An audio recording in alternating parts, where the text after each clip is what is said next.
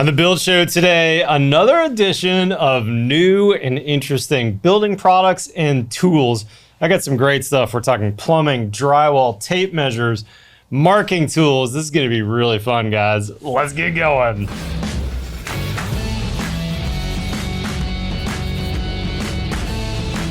All right, let's start with plumbing. That's one of my favorite categories. I actually saw this from my buddy Mechanical Hub, who's shooting videos on Build Show Network. This is by Prior Products, and this is a hot-cold hose bib, which also shuts off inside the house. So this is a frost-free. Man, I wish I would have known about that. That would have been really nice for washing the car, or maybe washing the dog in the driveway. I'll put a link, by the way, to everything we're talking about in the description. Okay, next up, this is not all that new, but it was new to me when I was building my house. And so I thought I would tell you a little bit about this. This is the Oatey Moda system for boxes. The standard boxes that you get at the home center, they're junk and they don't work very well. The Moda system, on the other hand, is really well thought out. Number one, these boxes all fit together really nicely so that you can gang them together. They also have straps that fit right on the side so that you can put these anywhere in a stud bay, gang them together or gang them separately, it doesn't matter. But here's two things that I think are game changers or separators. Number one, on the washer drain right here, I've had a knockbox version at an old house that I remodeled 12 years ago where you had a basically a glued in part right here on the drain. So your 2-inch drain pipe would come in here, and this cap here was solvent adhered so that when it was time to install your washer, you had to actually hit it with a hammer or pliers and pull it out. Well, at my house, the guys, when they were installing the washer, I wasn't there. I was an appliance hookup company. They knocked it. It fell down the drain. I had no idea it was there. And about 6 months after I moved in, I started having washer backup issues. Then until I scoped the line, I had no idea. What it was that drain plug, or the plug that was in here, got knocked and put down. On the other hand, this guy from Oatey is going to drop right in and turn, and now you can pressurize the system. And when the guys come to install your washer and dryer, there's no way this can fall down the drain. Very cool system. Now you can order these with all kinds of different connections. This is set up for PEX B right now. You can get it in push to connect, you can get it in a copper stub out, whatever you want. Big fan of these Oatey Moda system boxes. Oh, before I move on from Oatey, one other quick thing I wanted to mention. They make this guy right here, which is a secondary drain box, which has this piece that goes inside, and this is awesome. This is actually, looks like a redesigned version since I put it in my house. But now your washer drain, which is gonna drain right here, can also take a drain line from an air conditioner above. And in my house, I've got some Mitsubishi mini splits. My ceiling recessed one drains into my washer box, and this box right here is dual function. It's gonna capture that drain line and hold it in place, and it's gonna make a nice little slot here for my washing machine to go in. That's a really cool system by Oatey. Quick hit for this product too. This is a inexpensive product that I ran across, I think at the home center. I was trying to figure out what to do for access boxes. I really wanted to get any plumbing connection in my house in a spot where I could redo that connection in the future. And these were really helpful. These are like 10 bucks, super inexpensive, and they look pretty good when they're all finished out. Okay, and last, when it comes to plumbing, I've got a really cool leak detection type system that I wanted to tell you about. If you watched me build my house, you know that I'm a freak about pans. I made custom stainless pans for underneath my washing machine and underneath my dishwasher. And I got a lot of comments later, hey, what happens if I don't have that? You could use a plastic pan. These are pretty ubiquitous out there in the production builder world. Oatey makes them, there's probably some others. But if you really want to take that to the next level, here's what I'd recommend. A leak detector along with that. Now this is just a cheap $10 one that's gonna sound an alarm. That's good, you know, if you were smart about always starting your laundry right before bed, that would alarm you. But even better, check this out. I found this on Amazon. It's like 80 bucks. It's called the WaterWatcher leak detector. This is your standard leak detector, which is gonna sit in that little Oatey pan right there. But your washer is gonna plug in here so that if this detects water, it's gonna cut the power to the outlet. And now if you had a solenoid that was busted or whatever, it would stop that washing machine and hopefully stop that leak. Again, not quite as good as a plumbed drain pan, but certainly better than just a standard one like this. The other thing about this guy is you're going to run out of battery at some point. This one, because it's connected to power, you never have to think about replacing it. Let's move on to a drywall tool. I found this on Instagram on a great account that I follow that's called Tools by Design. It's Travis. And I saw him use this, and once I saw it once, I was sold. I don't do a lot of sheetrock myself, but when the hangers are there, I think that this would be nice to have in place before they came, because it's going to protect all of your wires from getting nicked. What you're going to do is you're going to drop this into the box before you hang the sheetrock, and then the drywall guys are going to be able to locate those boxes by this poking out.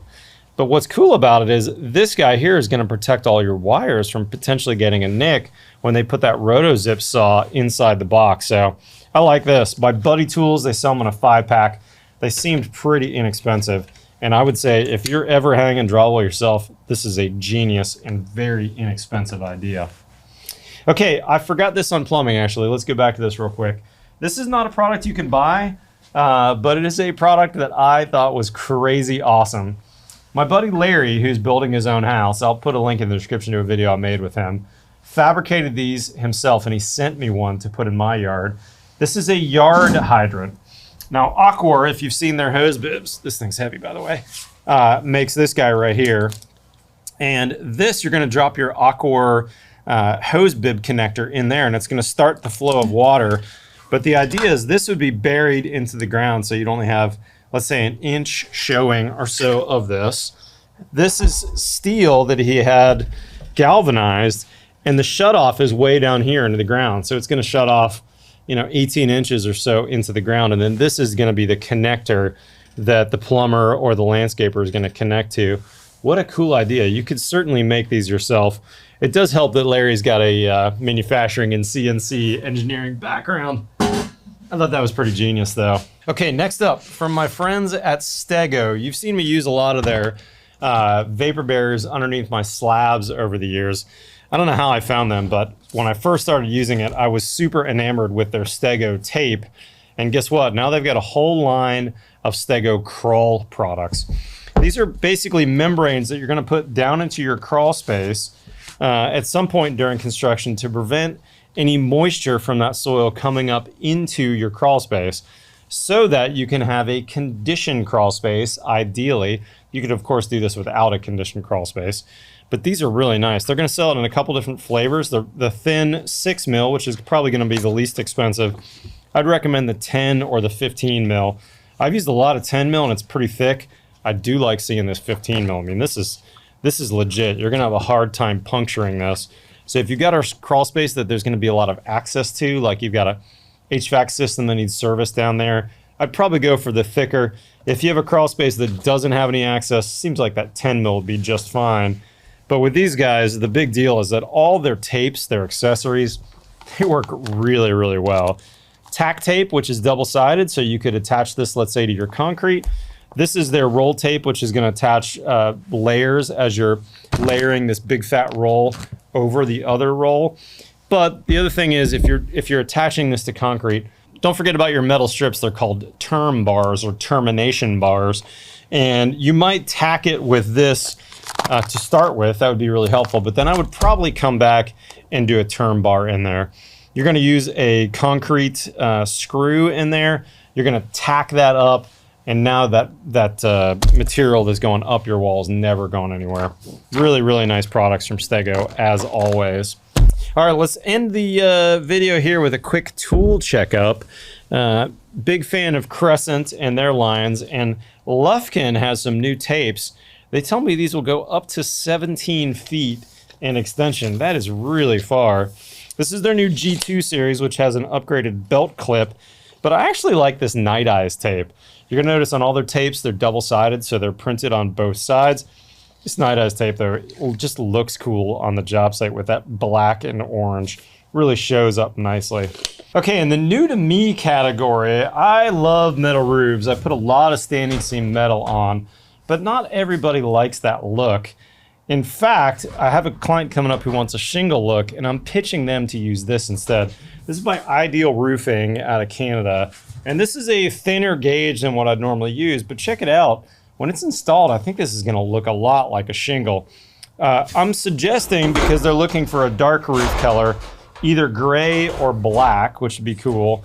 But if you really want to pump up the energy efficiency, especially in the South, this silver color would be really nice, because now we've got a really nice radiant barrier effect. I'm excited about these. All right, guys, that's it. If you've got a new product or something cool you think I should know about, here's an email address that you can email that to us. And of course, you can ship anything that you think I'm going to be interested in to our office. I'll put a link in the description, and I'll try and put a link to these manufacturers' websites in the description below. Guys, if you're not currently a subscriber, hit that subscribe button. We've got new builder nerdy related content here every Tuesday and every Friday. And oh, by the way, if you haven't been to my website recently, thebuildshow.com or buildshownetwork.com, we actually have 12 new videos a week over there with builders and an architect all over the country shooting videos, showing you their trade secrets. This is an awesome website. I'm super proud of what we've accomplished over there. Sign up for our newsletter, which I'll have a link in the description, and I'm going to email you on Tuesdays and Fridays to tell you what's new this week on the site. Guys, follow me on Instagram or TikTok. Otherwise, we'll see you next time on The Build Show.